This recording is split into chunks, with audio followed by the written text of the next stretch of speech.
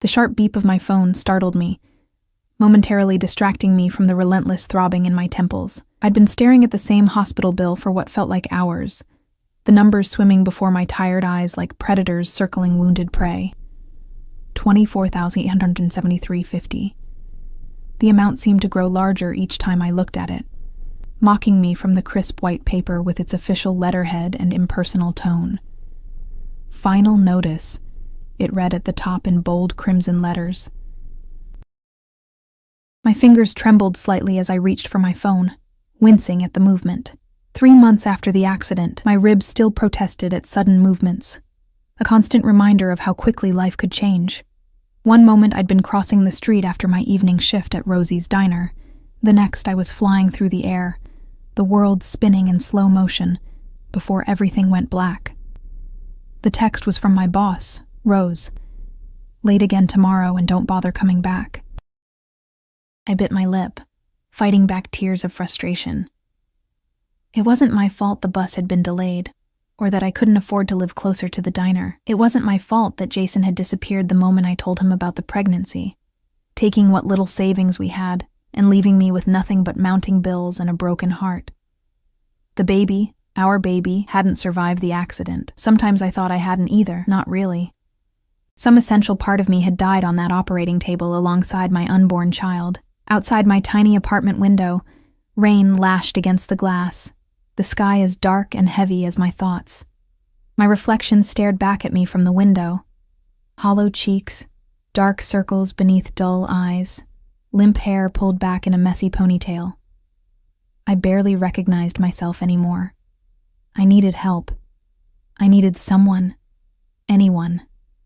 With shaking fingers, I scrolled through my contacts, landing on Jason's name. I hadn't deleted it yet, though I'd tried countless times. Some pathetic part of me still hoped he'd come back, apologize, help me through this nightmare. The rational part knew better. Before I could talk myself out of it, I typed a message. I know you don't care anymore, but I'm drowning here. The hospital is threatening collections. $24,873.50. I can't do this alone. Please. I hit send before I could change my mind, then tossed the phone onto the worn couch beside me. He wouldn't respond. He never did. But something about sending those words into the void made me feel less alone with the crushing weight of it all. The pain medication the doctor had prescribed was on the coffee table, next to a half-empty bottle of cheap wine. Bad combination. I knew that. But the temptation to just drift away from this reality, even temporarily, was overwhelming. My phone pinged again, probably Rose with more threats. But it wasn't. Wrong number. But I'm curious about your situation. Who's threatening you? I stared at the message, my heart suddenly hammering in my chest.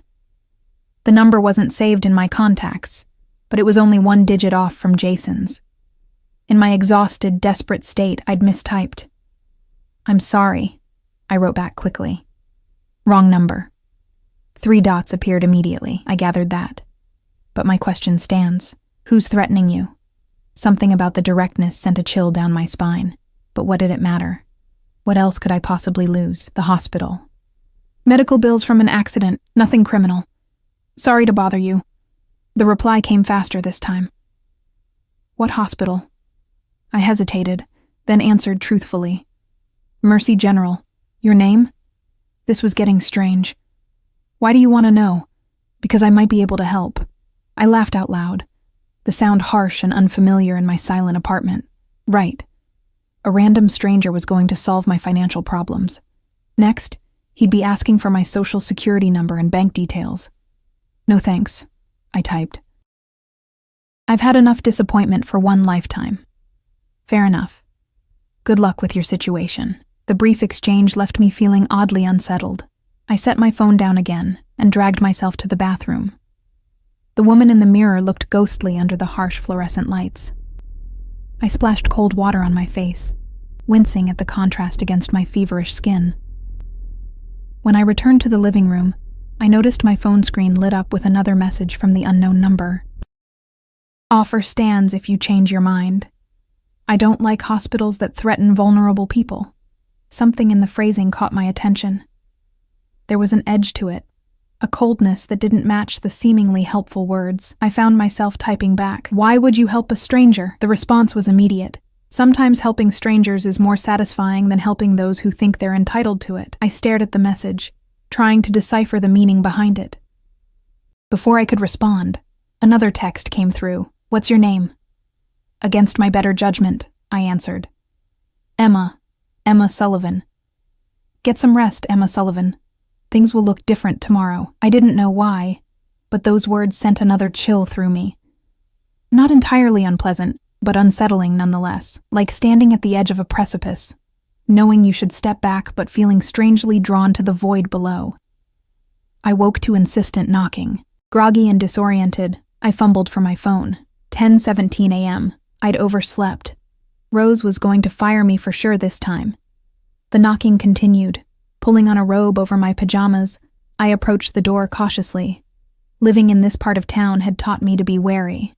"Who is it?" I called, my voice still rough with sleep. "Delivery for Emma Sullivan," a male voice answered. I hadn't ordered anything. Couldn't afford to. "I think you have the wrong apartment," I said through the door.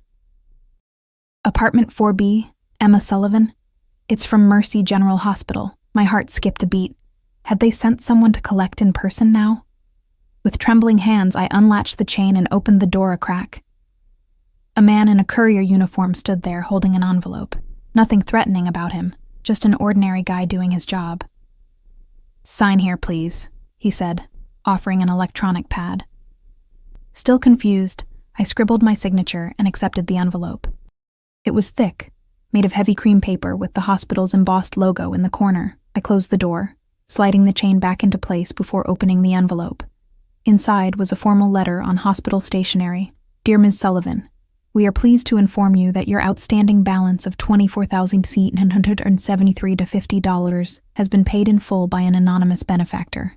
Your account is now cleared, and no further action is required on your part. Enclosed, please find receipt of payment and documentation for your records. Sincerely, Financial Services Department, Mercy General Hospital." I sat down hard on the floor, the letter fluttering from my numb fingers. This couldn't be real. Things like this didn't happen, not to people like me, but as I examined the enclosed documents, it became clear that it was indeed real. Someone had paid my hospital bill. Every cent, the mysterious texter. It had to be. I grabbed my phone and typed with shaking fingers. "Was it you? Did you pay my hospital bill?" The reply came almost instantly. "I told you things would look different today." My heart pounded. "Why would you do that? You don't even know me. Let's just say I have a particular interest in Mercy General. Your situation provided an opportunity. An opportunity for what? To irritate someone who deserves it." There was something calculated about his responses, something that made me feel like I was only seeing the surface of a much deeper game. But gratitude overwhelmed my caution. "I don't know how to thank you. Don't thank me yet. We're just getting started." Those words should have terrified me. Instead, they sent a strange thrill through my veins. A feeling I barely recognized after months of nothing but despair. Hope. "What does that mean?" I asked. "It means you should get dressed, Emma Sullivan. A car will pick you up in 1 hour." I stared at the message, my momentary elation giving way to alarm. I'm not getting in a car with a stranger. Wise policy. But consider this. I already know your full name and where you live. If I meant you harm, I wouldn't need to send a car. The cold logic of it made my skin prickle. He was right, of course. And what did I have to lose, really? Where would we be going? To meet. I prefer to conduct business face to face. Business? What business could we possibly have? You need a job. I need someone with your particular qualities. I almost laughed. You don't know anything about my qualities. I know more than you might think. 1 hour, Emma. The driver will wait 5 minutes. After that, the opportunity expires. I sat back against the wall, my mind racing. This was insane.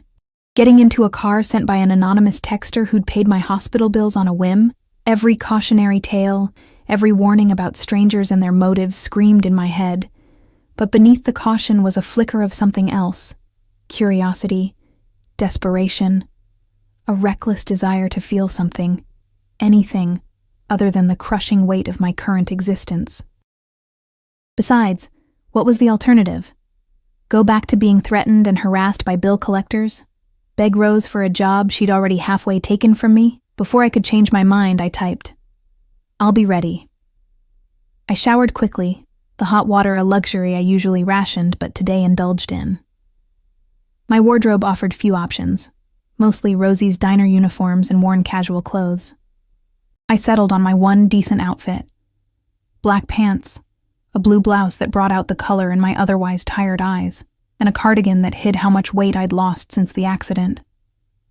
As I applied a minimal amount of makeup, I caught myself in the mirror. For the first time in months, there was color in my cheeks, a spark in my expression. Fear, yes, but also something like anticipation. At precisely 1 hour from his last text, my phone pinged. "Your car is outside." I moved to the window and peered down at the street below. A sleek black car with tinted windows idled at the curb, conspicuously out of place in my rundown neighborhood. The driver stood beside it, immaculately dressed in a dark suit, scanning the building entrances. This was my last chance to back out, to stay in the relative safety of my miserable but familiar life. Instead, I grabbed my purse, keys, and phone, and headed for the door. The autumn air hit me as I stepped outside, crisp and invigorating after the staleness of my apartment. The driver spotted me immediately, his expression giving away nothing as he opened the rear door. "Ms. Sullivan?" he said with a slight nod. I hesitated at the open door, peering into the dimly lit interior. Empty. Just plush leather seats and the faint scent of expensive cologne. "Where are we going?" I asked the driver. "The Archer Hotel downtown, miss." It shouldn't take more than 20 minutes in current traffic. A hotel. Public. Populated. Safer than some isolated location. I slid into the back seat, and he closed the door with a soft click that sounded somehow final. As the car pulled away from the curb, I watched my apartment building recede in the window. The rain had stopped, leaving everything looking washed clean, glistening in the midday sun. My phone vibrated in my hand. "Good choice, Emma. I look forward to meeting you." I stared at the message, reality finally catching up to me. I was in a stranger's car, heading to meet someone who'd paid off my hospital bill without knowing me, who claimed to have some kind of business proposition.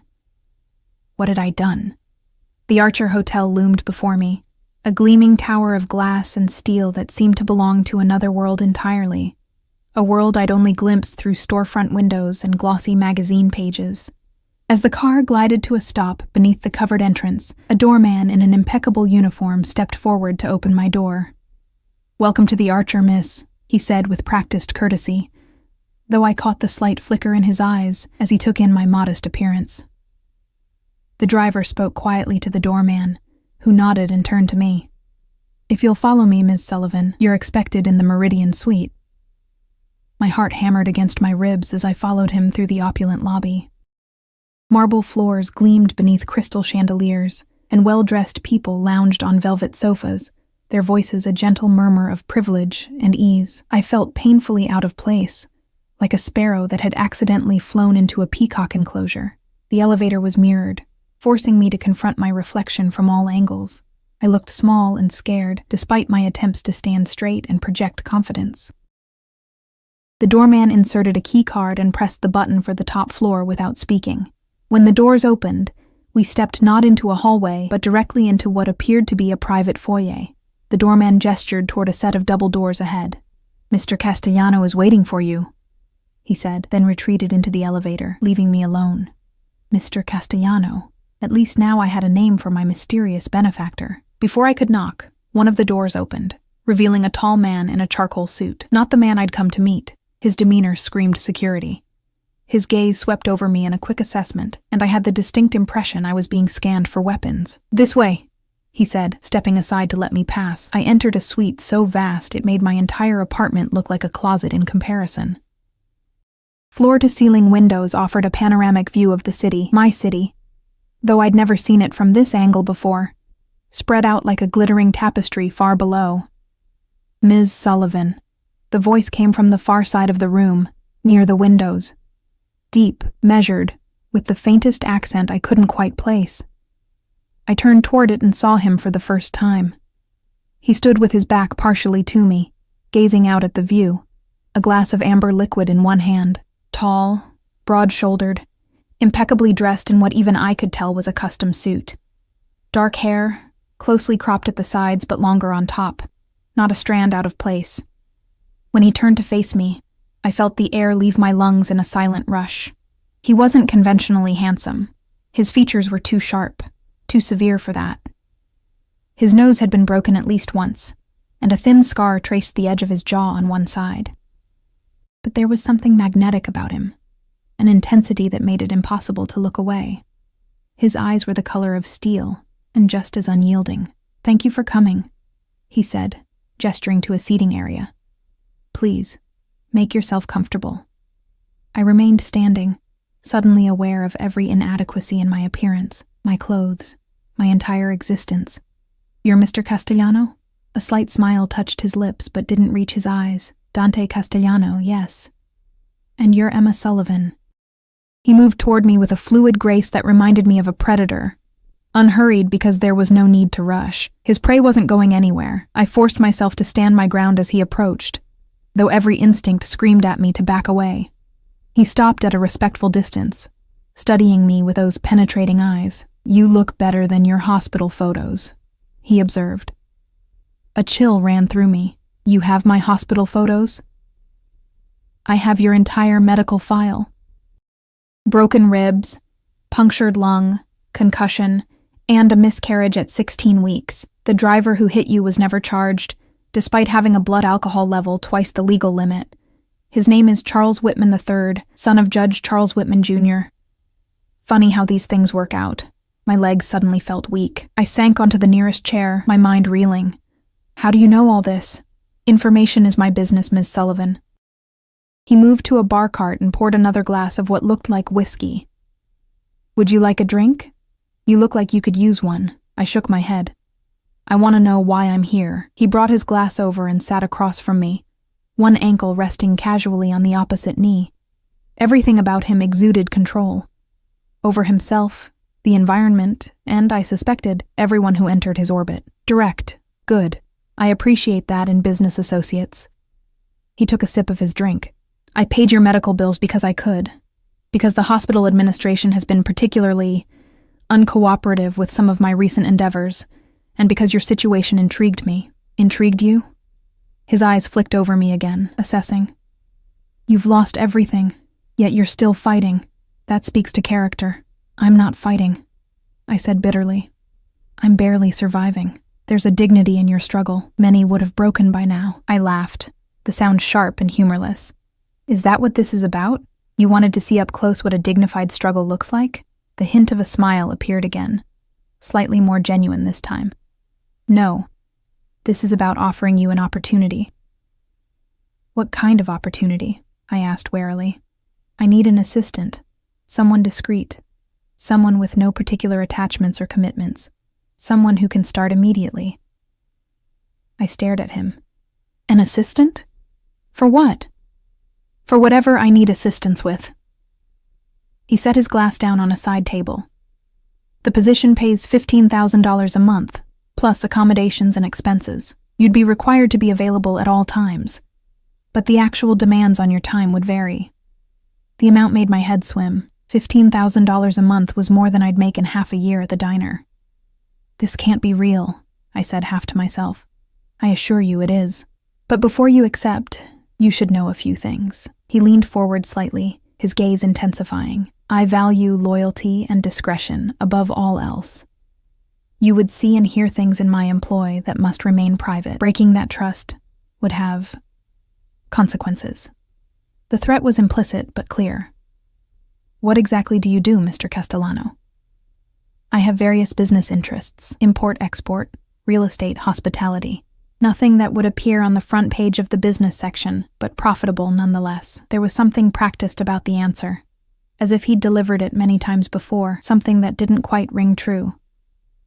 "And you need an assistant who has no particular attachments or commitments." I repeated his words, realization dawning. You're not talking about a normal job, are you? He smiled, and this time it reached his eyes, turning them from steel to quicksilver. Perceptive. Another valuable quality. Are you... I hesitated, the question suddenly seeming too absurd to voice. Am I what, Ms. Sullivan? His tone was almost amused. Involved in something illegal? I finally managed to ask. He didn't answer immediately, simply studying me with that penetrating gaze. Would it matter if I were? The question caught me off guard. Would it matter? A week ago, I would have said yes without hesitation. But now, sitting in this luxurious suite, with the weight of my hospital bills magically lifted from my shoulders, facing a man who offered financial security I'd never dreamed possible, I wasn't so sure. I don't want to be part of anything that hurts people, I said finally. A reasonable boundary. I can respect that. He rose in one fluid motion and walked back to the windows, looking out over the city again. I won't lie to you, Mrs. Sullivan. My business operations exist in gray areas sometimes. But I have my own code, my own ethics. I don't deal in human trafficking, drugs, or weapons.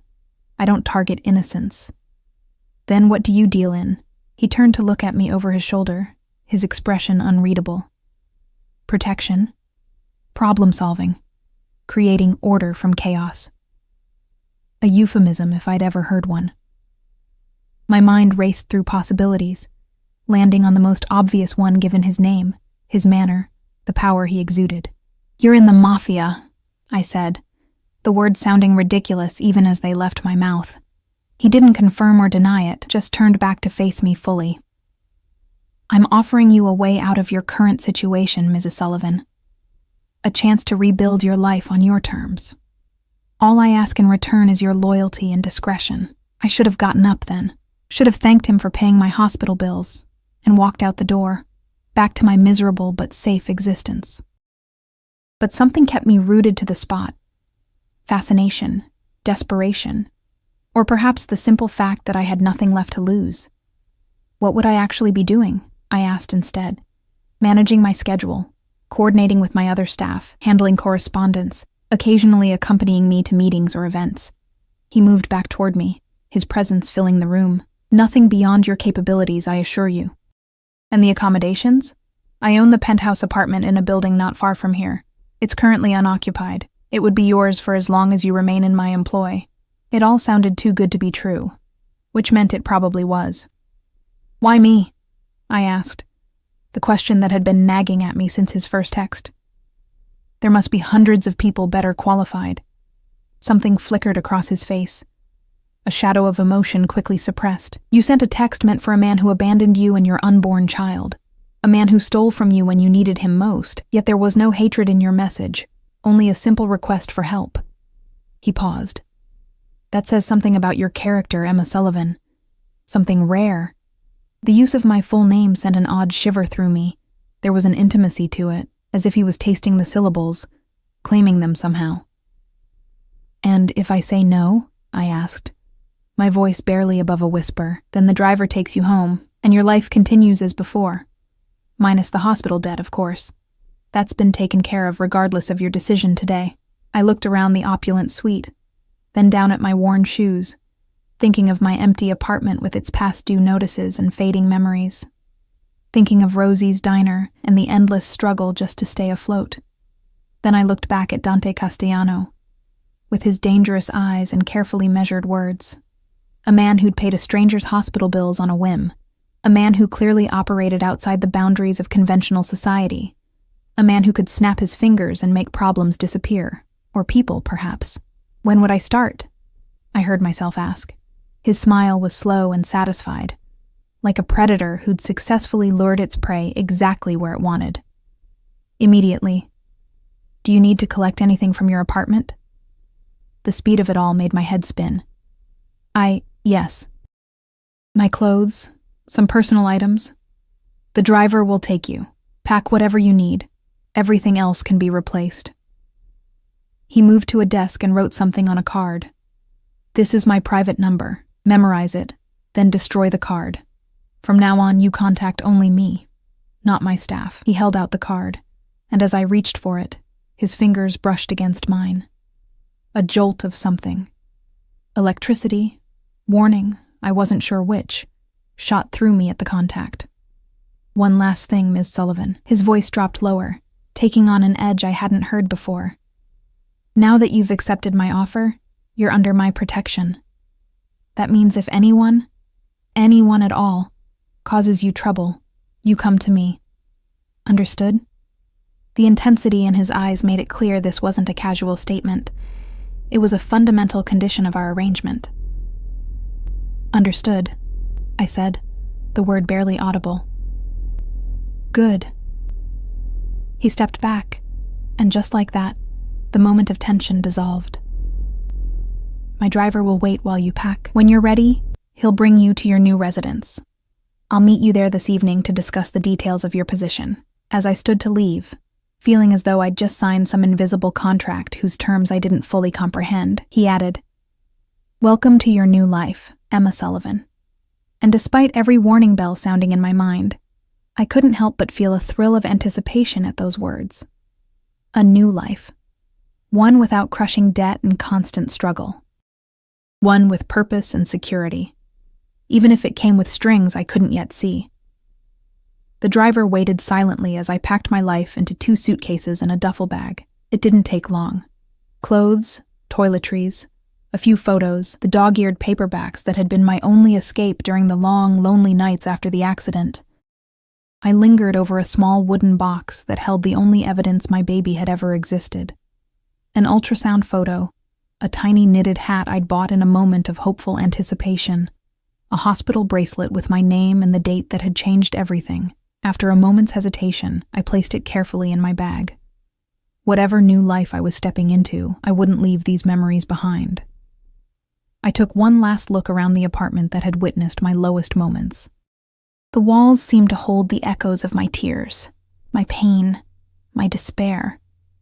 Yet as I closed the door behind me, I felt not sadness but a strange lightness. Relief, perhaps, or simply the vertigo that comes with stepping off a precipice, not knowing where you'll land. The driver took my bags without comment, and we drove in silence through streets that grew progressively more upscale. Finally, we pulled up to a sleek high-rise in the heart of the financial district, all glass and brushed steel reaching toward the sky. A uniformed doorman rushed to open my door, his expression professionally neutral as he welcomed me. "Ms. Sullivan," he said with a slight bow. "Mr. Castellano has arranged everything. Pierre will show you to your apartment."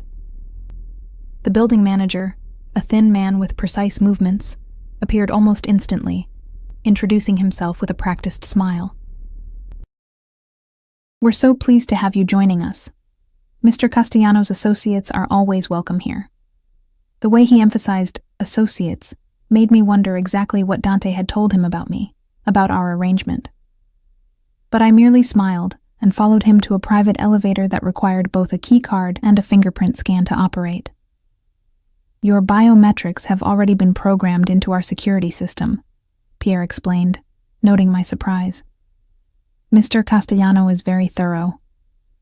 The elevator opened directly into a foyer larger than my entire former apartment. Beyond it stretched a living space that took my breath away. Soaring ceilings, walls of glass offering panoramic views of the city and harbor, furnishings that managed to be both minimalist and luxurious. "The kitchen is fully stocked," Pierre continued, leading me through the space.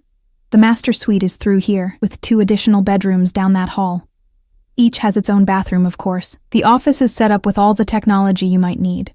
If you require anything else, day or night, simply call the concierge. The number is programmed into all the phones." He handed me a small leather folder. "Your key cards, the building information, and some welcome materials. Is there anything else you need at the moment?" I shook my head, still struggling to process the reality of my new surroundings. "Very good. Mr. Castellano mentioned he would be joining you at 7. Will you be requiring dinner service?" No, thank you. The idea of servants preparing a meal for me in this alien environment was too much to process. After Pierre left, I wandered through the apartment in a daze, running my fingers over surfaces too perfect to be real.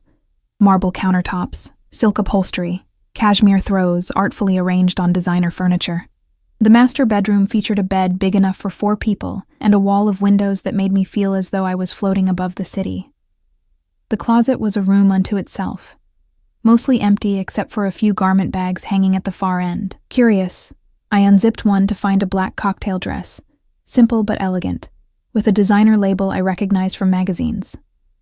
The next bag held a tailored blazer and pants in deep navy. There were shoes too, and a small selection of lingerie still in boxes, all exactly my size. He'd been very thorough indeed. The bathroom was equally impressive, with a shower large enough for a small party and a soaking tub positioned before yet another wall of windows. I ran a finger along the edge of the marble counter, where high-end toiletries were arranged with military precision.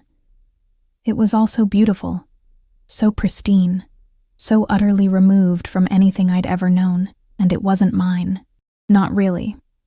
It was a gilded cage provided by a man I barely knew, a man whose business existed in gray areas, who spoke of loyalty and discretion with thinly veiled threats beneath the surface. What had I gotten myself into? I unpacked my meager possessions, feeling their inadequacy in this opulent space.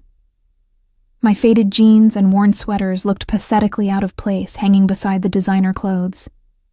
The wooden box with my baby's mementos I placed in the bedside drawer, close enough to touch in the night if the dreams came again.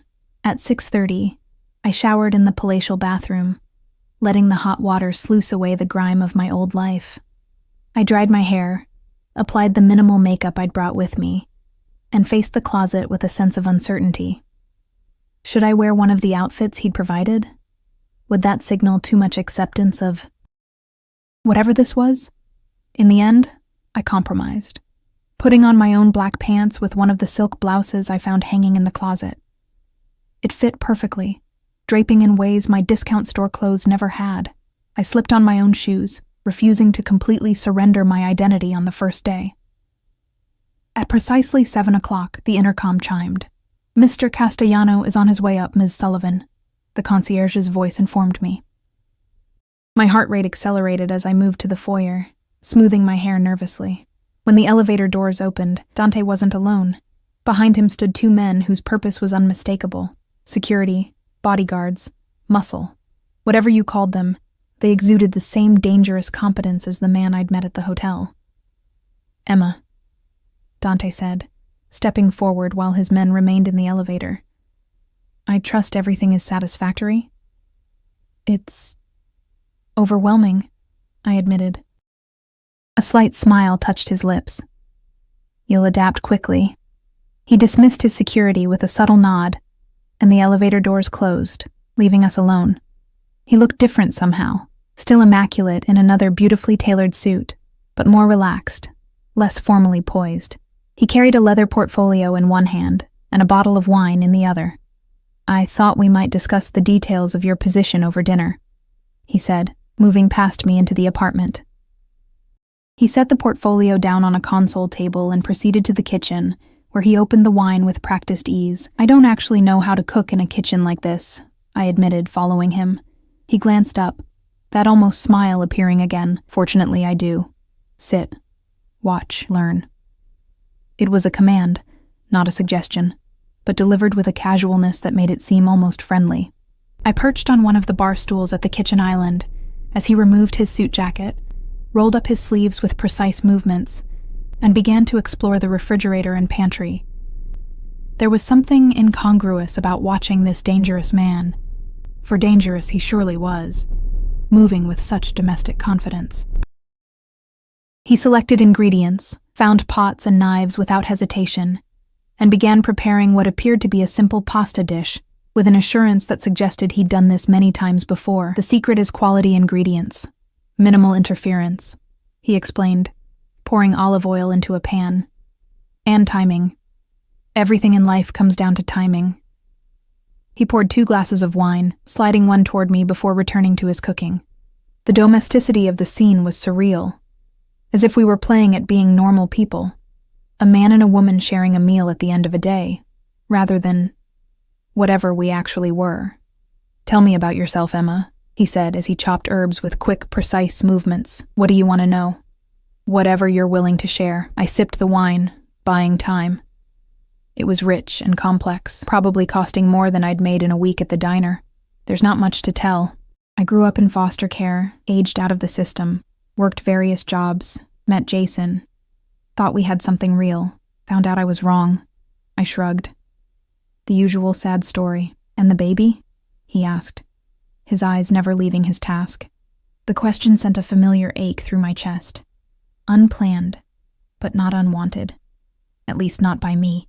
He nodded as if confirming something to himself. Jason. He said the name with a subtle distaste. The man you were trying to contact when you texted me. Yes. What would you do if you saw him again? The question caught me off guard. I don't know. I used to think I'd beg him to come back. Then I thought I'd scream at him, make him feel some fraction of the pain he caused.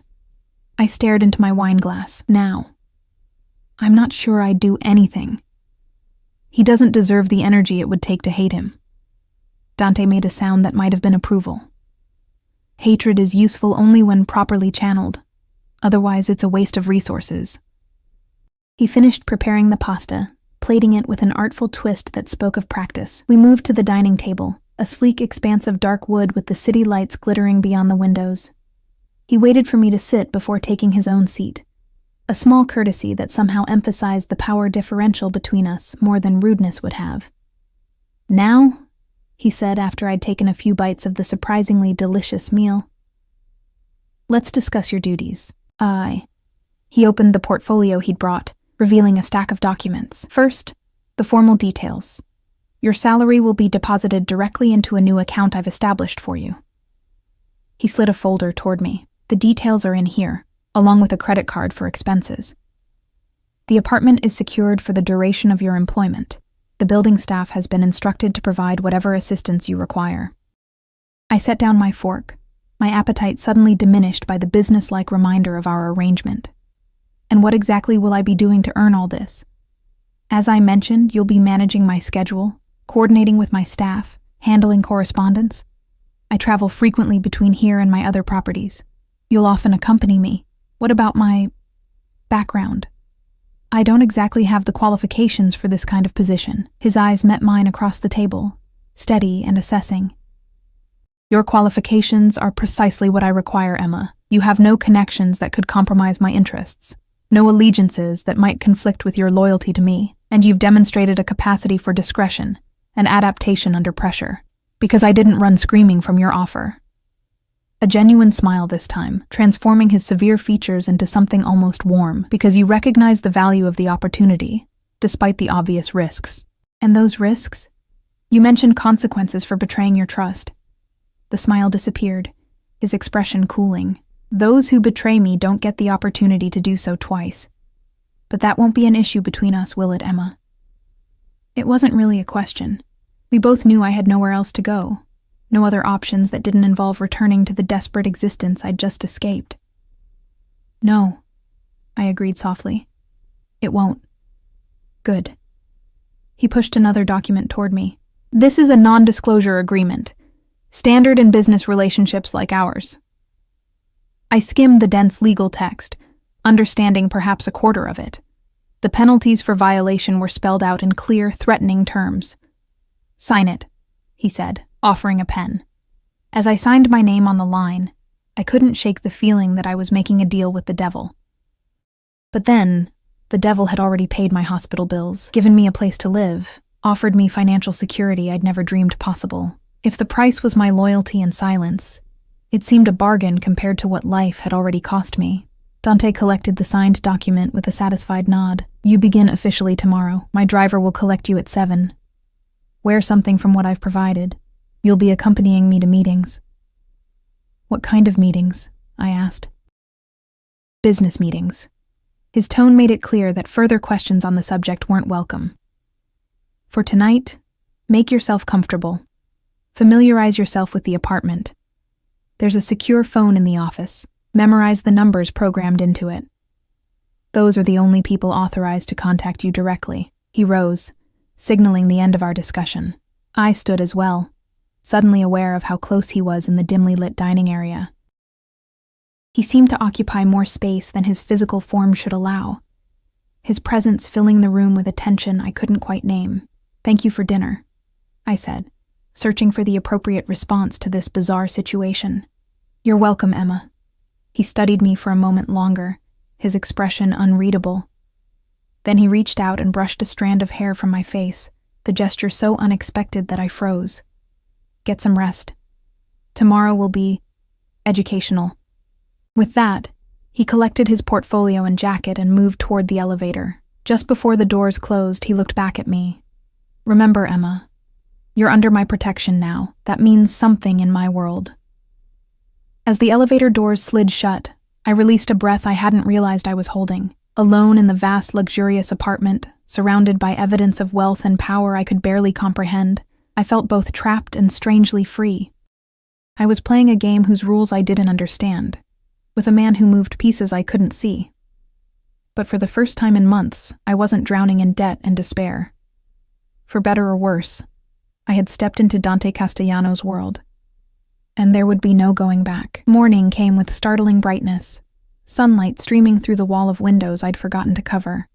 For a disorienting moment, I didn't recognize where I was. The too-soft bed, the luxurious sheets, the vast expanse of the room all felt like a dream. Then reality crashed back. Dante Castellano, our arrangement, my new life.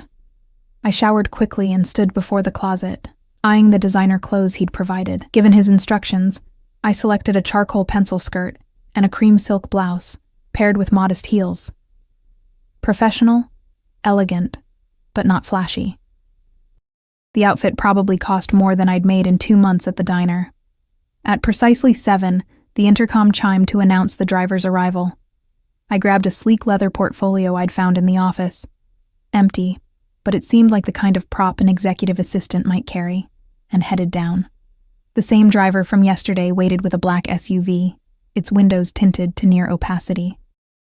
He opened the door without speaking, and I slid into the back seat to find Dante already inside, immersed in something on his phone. Good morning, I ventured. He looked up, his eyes sweeping over me in a quick assessment.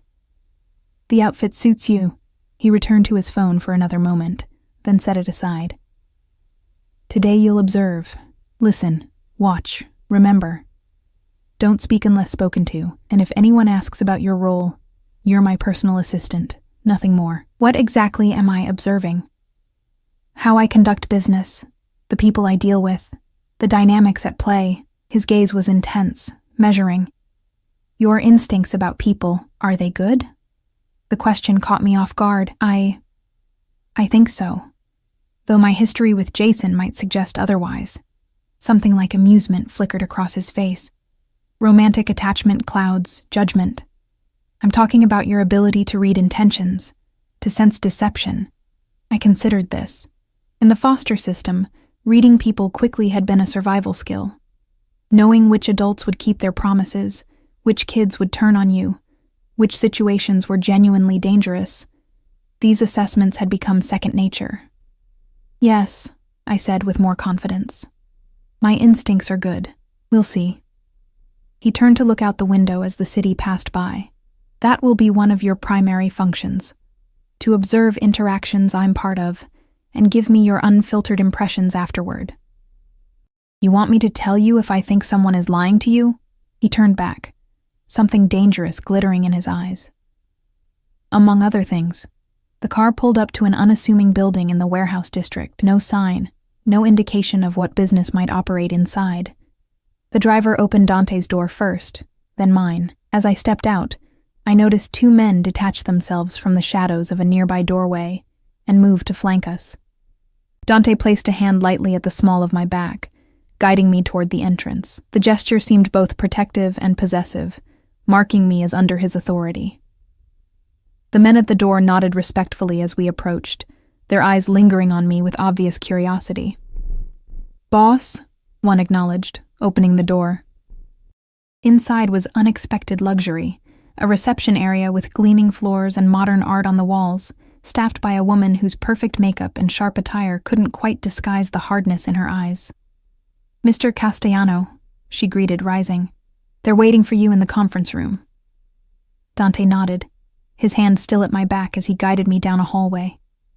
Before we reached what I assumed was the conference room, he paused, turning to face me. "Remember," he said quietly, "observe everything, react to nothing." With that enigmatic instruction, he led me into a room where 5 men sat around a polished table. They all rose as Dante entered, their expressions a mix of deference and wariness.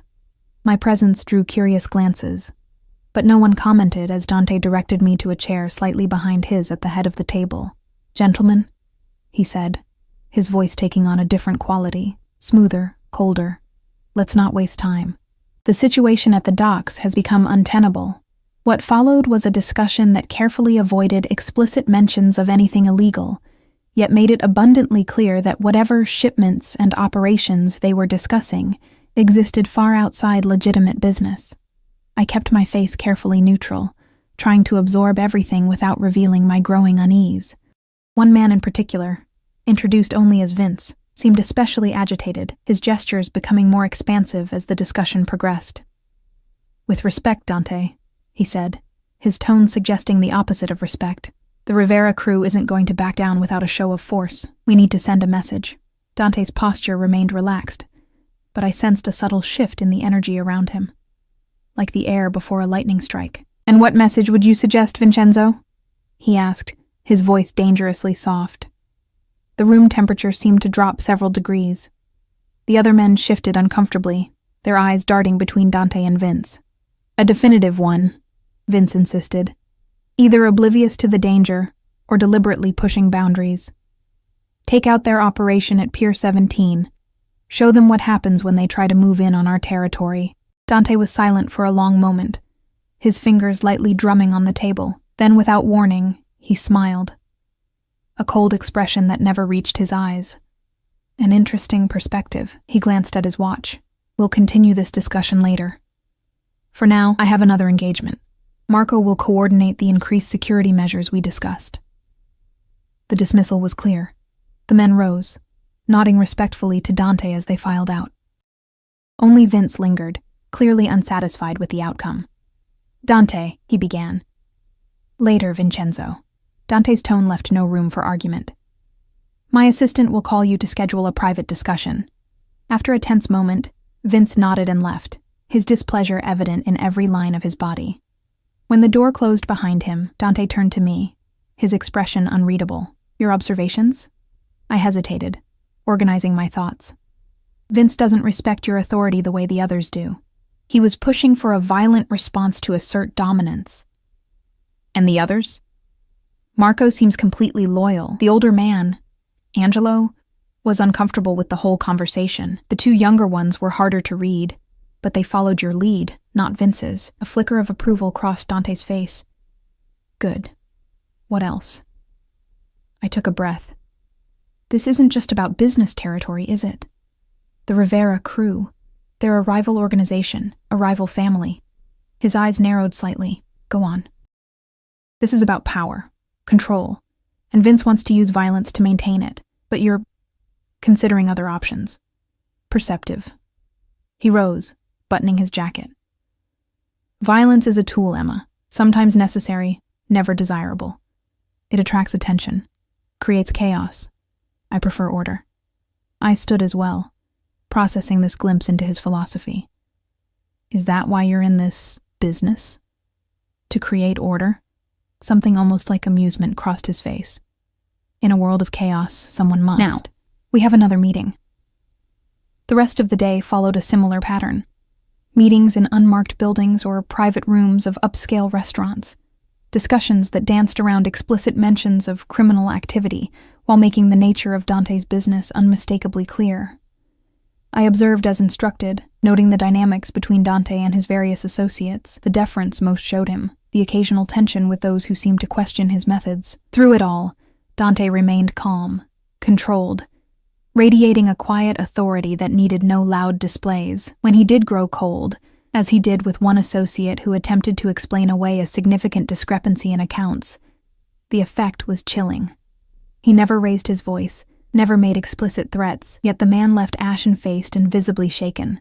By late afternoon, we arrived at what appeared to be Dante's primary office, an entire floor of a high-rise downtown, accessed through a private elevator. Unlike the unmarked locations we'd visited earlier, This space was openly luxurious, with his name discreetly displayed in the reception area.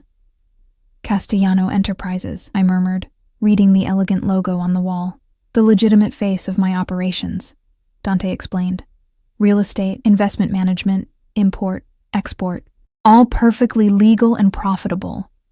A woman in her 50s, immaculately dressed and radiating efficiency, approached us. Mr. Castellano, your 4 o'clock called to reschedule, and Mr. Rossi is waiting in your office. Thank you, Margaret. Dante turned to me. This is Emma Sullivan. She'll be working directly with me from now on. If Margaret was surprised by this announcement, she hit it well. Of course. Should I prepare credentials and security access? Already handled. Emma will coordinate with you on administrative matters. Very good. Welcome, Ms. Sullivan. As Dante led me through the office, I noticed the subtle shifts in how staff responded to him. Respect and professionalism, but without the undercurrent of fear I'd observed in our earlier meetings. Here, he was simply a successful businessman, not the dangerous figure who made hardened men go pale with a few quiet words. In his corner office, a man waited by the window, older, distinguished, with silver hair and an expensive suit. He turned as we entered, his expression warming. Dante, he greeted, moving forward to clasp Dante's hand in both of his. Good to see you, son. The familial term surprised me, though they shared no obvious resemblance. The older man's attention shifted to me, curiosity in his shrewd eyes. And who is this lovely young woman? Emma Sullivan, Dante replied. My new assistant. Emma, this is Vincent Rossi, my father's oldest friend and my most trusted advisor. The older man's eyebrows rose slightly. I see. He extended a hand to me, his grip firm. A pleasure, Ms. Sullivan. Likewise, Mr. Rossi. Vincent. Please. His smile was warm, but his eyes were evaluating, missing nothing. I'm practically family, after all. Dante moved to his desk. Emma, would you give us a few minutes? Margaret can show you around the office. I nodded, recognizing the dismissal. As I turned to leave, I caught Vincent's murmured words. Replacing Sophia so quickly, Dante? I didn't hear Dante's response as the door closed behind me. Margaret gave me an efficient tour of the office, explaining various departments and introducing me to key staff. Throughout, I caught curious glances, whispers behind hands. Clearly, my sudden appearance in Dante's inner circle was causing speculation. Don't mind them, Margaret said as we returned to the reception area. Mr. Castellano's personal life is a subject of endless fascination around here. His personal life? I repeated, confused. She gave me a knowing look. The last young woman who held a position similar to yours was more than an assistant to him. The implication was clear, and heat rose to my cheeks. I'm just his assistant, nothing more. Of course, she agreed, too quickly to be convincing. Though I must say, he's never before brought an assistant to the type of meetings you attended today. Before I could respond, the door to Dante's office opened, and Vincent Rossi emerged. He paused when he saw me, that evaluating gaze sweeping over me once more. Ms. Sullivan, he said, approaching. I hope we'll have an opportunity to become better acquainted. Dante values your position highly, which makes you someone I should know better. There was something subtly threatening beneath the cordial words, a warning I couldn't quite decipher. I'd like that, I replied carefully. He smiled, the expression not reaching his eyes. Take care of him. He carries more burdens than he lets anyone see. With that enigmatic statement, he departed, leaving me wondering what exactly I'd stumbled into. When I returned to Dante's office, he was standing at the window, his posture rigid with tension I hadn't observed earlier. Is everything all right? I asked. He turned, his expression softening slightly when he saw me. Vincent has concerns about my management style. He prefers the old ways. Violence instead of negotiation, I guessed. A hint of surprise crossed his face. You do pay attention. It's what you're paying me for, isn't it? His lips curved in a slight smile. Among other things. He moved to his desk, gathering some documents. That's enough for today. We'll continue tomorrow. The driver will take you home. And you? I have a final meeting, a delicate situation that requires my personal attention. Something in his tone made me uneasy. Vince? I guessed. His eyes met mine, sharp with surprise. Your instincts are indeed good, Emma Sullivan. Be careful, I said impulsively. He doesn't strike me as someone who accepts correction gracefully. For a moment, Dante looked genuinely taken aback by my concern. Then his expression warmed subtly. I've been managing men like Vincenzo for many years, but I appreciate the sentiment. As I turned to leave, he called my name. When I looked back, his expression had grown serious again. You've seen much today that others never do. You understand what that means? I nodded, the weight of my new reality settling over me. Complete discretion. I remember. Good. He hesitated, then added, You did well today, Emma. Better than I anticipated. The unexpected praise warmed me more than it should have. Thank you. As the driver took me back to the apartment, I gazed out at the darkening city, trying to process everything I'd witnessed. In a single day, all my suspicions had been confirmed. Dante Castellano was indeed what I'd suspected, a man whose power extended far beyond legitimate business, and I had willingly tied my fate to his. Block 5. The weeks that followed settled into a rhythm both exhilarating and terrifying. Each day brought new insights into Dante's world, a complex web of power, loyalty, and calculated violence that existed beneath the veneer of his legitimate businesses. I accompanied him to meetings, took notes, observed the people around him, and gradually began to understand the vast empire he controlled. By day, we moved through the polished corridors of Castellano Enterprises, where Dante was simply a successful businessman with diverse investments. By night, we visited clubs, restaurants, and warehouses where his true authority was exercised, places where men with hard eyes and concealed weapons nodded respectfully as we passed. And through it all, I watched him. The subtle shifts in his demeanor, the careful calibration of charm and menace he deployed as needed, the isolated moments of weariness I occasionally glimpsed when he thought no one was looking. After each meeting, he would ask for my observations, listening intently as I shared my impressions of the people we'd encountered. He never explained why my insights mattered to him, but I sensed he valued the fresh perspective I brought, uncolored by years of immersion in his world.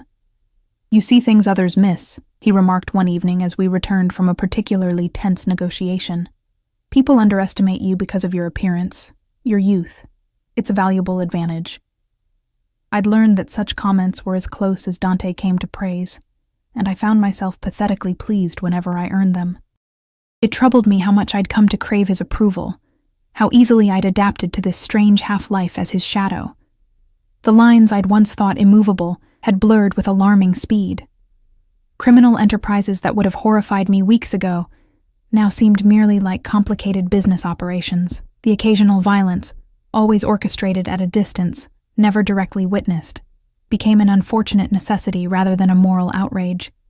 I was changing, adapting to survive in Dante's world.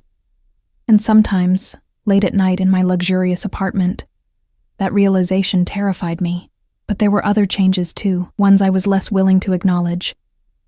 The way my pulse quickened when Dante entered a room, the hyper-awareness I felt in his presence, the dreams that left me flushed and disoriented in the pre-dawn darkness. I told myself it was simply the result of prolonged proximity to a powerful, dangerous man. Stockholm Syndrome, perhaps, or the natural human tendency to seek connection, even in the most unlikely places, nothing more. Until the night everything changed. It began ordinarily enough. We'd attended a charity gala, one of the society events Dante occasionally frequented to maintain his public image as a philanthropic business leader. I'd worn a gown he'd provided, a midnight blue creation that transformed me from the hollow-eyed waitress I'd once been into someone who could move confidently among the city's elite. Throughout the evening, I'd noticed a tension in Dante that hadn't been present when we arrived. His eyes scanned the room more frequently, and he kept me closer than usual, his hand often at the small of my back as we navigated the crowded ballroom. "Is something wrong?" I murmured as we stood at the edge of the dance floor, watching couples twirl beneath the crystal chandeliers. "Vincenzo is here," he replied quietly, "with companions who weren't invited." I followed his gaze and spotted Vince across the room, flanked by two men whose ill-fitting tuxedos couldn't disguise their true nature. Even in this refined setting, they radiated menace. Should we leave? I asked. Dante's hand tightened slightly at my waist. No. That would signal weakness, but stay close. The warning was unnecessary. I had no intention of straying from his side, not with the predatory way Vince was watching us. The confrontation, when it came, was almost anticlimactic in its brevity. Vince approached as Dante and I were speaking with the mayor, his movements loose in a way that suggested he'd had too much to drink. Dante, he interrupted, ignoring the mayor entirely. Quite the event. Almost makes people forget what you really are. A chill ran down my spine at the blatant challenge. The mayor excused himself hurriedly, sensing the undercurrents of danger. Vincenzo? Dante replied, his voice deceptively calm. You're drunk. Go home before you embarrass yourself further. Vince's gaze shifted to me, his eyes traveling over my body in a way that made me feel physically soiled. Always with the pretty new toys. Does this one know what happened to the last girl who warmed your bed? Dante's expression didn't change, but I felt him go absolutely still beside me, the stillness of a predator preparing to strike. You're making a mistake, he said softly. One final warning, Vincenzo. Leave, now. Something in his tone must have penetrated Vince's alcohol-fueled bravado, because the man's expression faltered briefly. But then his eyes hardened again. This isn't over, he muttered, before turning and stalking away, his companions following. Dante watched him go, his face impassive, but his eyes cold with a fury I'd never witnessed before. When he finally looked at me, his expression softened fractionally. We're leaving, he said, taking my elbow and guiding me toward the exit. The drive back to my apartment was silent, tension radiating from Dante in almost palpable waves. When the car pulled up to my building, I expected him to remain in the vehicle as he usually did, sending me up alone while he continued to his own residence. Instead, he exited the car with me. I'll see you upstairs, he told the driver, who nodded and pulled away. In the elevator, the silence stretched between us, heavy with unspoken questions. Dante stood with his back straight, eyes fixed on the climbing floor numbers, controlled as always, yet vibrating with a barely contained energy that set my nerves on edge. When we entered the apartment, he moved immediately to the bar, pouring himself a generous measure of whiskey. He downed it in one swallow, then poured another. What did Vince mean? I finally asked, unable to contain the question any longer. About the last girl? Dante set the glass down carefully, his back to me. For a long moment, I thought he wouldn't answer. Sophia, he said finally, his voice low. She was under my protection, like you. What happened to her? He turned then, his eyes meeting mine with an intensity that made my breath catch. She betrayed that protection, made an arrangement with a rival organization, used her position in my household to gather information. A cold knot formed in my stomach. And she disappeared. The official story is that she moved to Europe. Started a new life. The implication was clear in what he didn't say. Did you... I couldn't finish the question. No. His answer was immediate, definitive. I sent her away, gave her enough money to start over somewhere far from here, with the understanding that she never return. Relief washed through me, followed immediately by confusion at my own reaction. Why should it matter to me whether Dante had killed a woman who betrayed him? Wasn't he still the same dangerous man either way? Vince doesn't know that, Dante continued. He believes I had her eliminated, as he would have done, as my father would have done. Why are you telling me this? He moved toward me, stopping close enough that I had to tilt my head back to maintain eye contact. Because I want you to understand the truth, not rumors, not assumptions. The truth about what? About who I am. His voice had dropped lower, something raw emerging beneath the controlled exterior, about what happens to those who betray me. About what happens to those who don't. My heart was racing now, responding to his proximity, to the intensity radiating from him. And which am I? One who betrays you, or one who doesn't? His eyes searched mine. That remains to be seen, but I think we both know you're not Sophia. Before I could process his meaning, his hand came up to cut my cheek, the touch surprisingly gentle for a man who commanded such violence. I've watched you these past weeks, Emma Sullivan. Watched you adapt to my world without losing yourself in it. Watched you see the darkness without becoming consumed by it. His thumb traced my lower lip, sending a shiver through me. Do you know how rare that is? I couldn't answer. Couldn't form coherent thoughts with him this close, with his touch scattering my reason like leaves in a storm. You should be afraid of me, he murmured. Of what I am. Of what I've done. I am, I whispered. And yet, here you stand. The faintest smile touched his lips. Courage. Another rare quality. When his lips met mine, it wasn't tentative or questioning. It was possession, claiming, the culmination of weeks of unacknowledged tension. My response was immediate, instinctive, my body arching toward his as if drawn by some primal force I couldn't resist. His kiss deepened, one hand tangling in my hair while the other pressed against the small of my back, eliminating any space between us.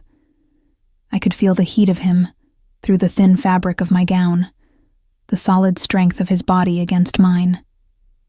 When he finally pulled away, we were both breathing heavily. His eyes had darkened, the steel gray nearly black with desire.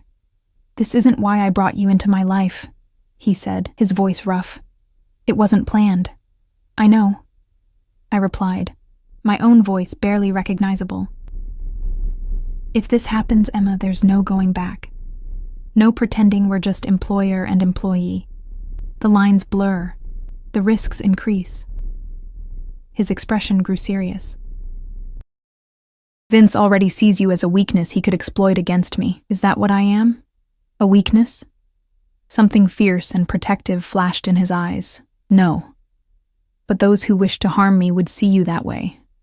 His hands framed my face, gentle despite the intensity of his gaze. I can protect you from many things, Emma. But once you truly enter my life this way, the danger increases tenfold. I should have been frightened, should have stepped away, maintained the professional boundary that had kept me safe these past weeks. Instead, I found myself reaching up to touch his face, tracing the scar along his jaw. I've been in danger since the moment I texted you by mistake, I said softly.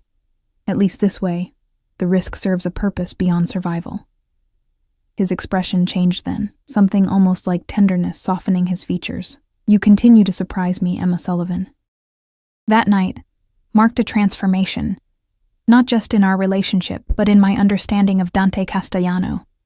As barriers fell away, physical, emotional, psychological, I glimpsed the man beneath the carefully constructed facade of the Mafia boss, the boy who'd lost his father too young and shouldered the weight of an empire, the man who'd chosen a different path than his predecessors, preferring strategy to brutality, yet willing to employ violence when necessary. He was no hero from a romance novel, no misunderstood bad boy waiting for redemption. He was a man who lived by his own code in a world of shadows, who commanded loyalty through respect rather than fear, who protected what was his with unwavering determination, and somehow, against all reason, I had become his. The confrontation with Vince came 3 days later, in the form of an attempted ambush as we left a restaurant. 2 men approached our car, hands reaching inside their jackets, in a movement that could only mean one thing. But Dante's security team was faster, more efficient. The threat was neutralized before it fully materialized, the would-be attackers subdued and taken away for questioning. That night, as we lay tangled in the sheets of what had become our shared bed, Dante traced patterns on my bare skin and spoke of things he rarely acknowledged. Vincenzo has forced my hand, he said quietly. I've been patient, tried to guide him toward a more strategic approach. But he's chosen his path. I knew what he meant, knew that Vince would not survive his betrayal. Weeks ago, this knowledge would have horrified me. Now, I felt only a cold acceptance. This was Dante's world. These were its rules. Will it ever end? I asked, resting my head against his chest, listening to the steady beat of his heart. The challenges, the threats, the constant vigilance, his fingers stilled on my skin. No, but it can be managed, contained. He tilted my face up to his. Does that change things for you? I considered the question seriously. Did it change my feelings? knowing that Dante's world would always include violence and danger, that our life together would never be completely normal. I gave up normal the moment I texted you by mistake, I said finally, and I don't regret it. It was true. The woman I'd been, broken, desperate, drowning in grief and debt, seemed like a stranger now. In her place stood someone stronger, more resilient, who had found a kind of belonging in the most unexpected place. Dante's arms tightened around me. I'll always protect you, Emma. Whatever comes. Whatever it takes. I know, I whispered. And for the first time in my life, I truly believed someone when they said those words. The next morning, news of Vincenzo Caruso's tragic accident dominated the local headlines. The official story: a brake failure, a car plunging into the harbor. No body recovered. Dante didn't mention it, and I didn't ask. Some lines, once crossed, couldn't be uncrossed. I had made my choice, embraced this complicated, dangerous man with all his shadows and sharp edges, accepted the protection he offered, and the price it carried. 6 months after my accidental text, as we stood on the balcony of what was now our shared penthouse, watching the city lights below, Dante placed a small velvet box in my hand. I don't offer traditional relationships, he said, his eyes serious on mine. My world doesn't allow for that, but I can offer you this: my protection, my loyalty, my commitment, for as long as we both live. Inside the box was a ring, a deep blue sapphire surrounded by diamonds. Not a traditional engagement ring, but something uniquely ours. Is this a proposal? I asked, my voice barely audible over the pounding of my heart. It's a promise, he replied, that whatever happens, whatever storms come, you will never face them alone again. As he slid the ring onto my finger, I thought of that desperate night months ago, when I'd sat surrounded by bills I couldn't pay, texting a number I thought belonged to a man who had abandoned me. How that simple mistake had changed everything, had led me here, to this moment, to this man. Yes, I said simply, and sealed the promise with a kiss. In Dante's world, happy endings weren't guaranteed. But second chances were possible, and sometimes the darkest mistakes led to the brightest beginnings.